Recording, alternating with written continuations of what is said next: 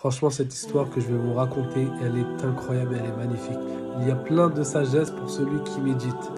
Il y a une femme, et je l'ai entendu du shir, à qui cette femme s'est confiée. Il y a une femme, elle lui a raconté une histoire. Elle lui a dit, il y a shir, un jour, j'étais chez moi, avec ma fille, mon mari était parti en voyage. Et ma fille, elle était tombée très malade. Elle avait plus de 40 degrés de fièvre. Et elle a commencé à se dire, moi, je suis pauvre, je suis d'une famille pauvre, je n'ai pas d'argent, je ne peux pas appeler un médecin, ni payer de consultation, ainsi de suite.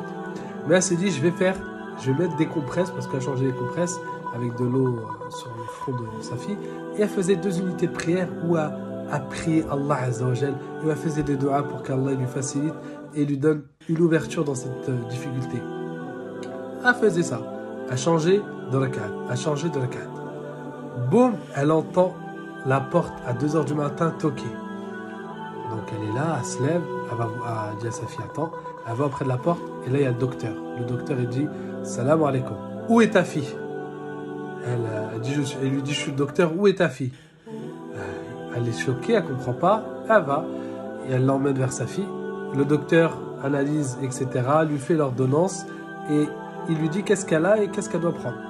Donc à la porte, le docteur, il dit, du coup, voilà le prix de la consultation. Et elle a dit, excusez-moi docteur, mais moi j'ai pas d'argent, j'ai pas de prix. Et là le docteur il s'étonne, mais tu n'as pas honte, comment ça vous m'appelez à 1 h 30 du matin pour me déplacer alors que tu n'as pas de quoi payer, tu aurais dû me prévenir avant.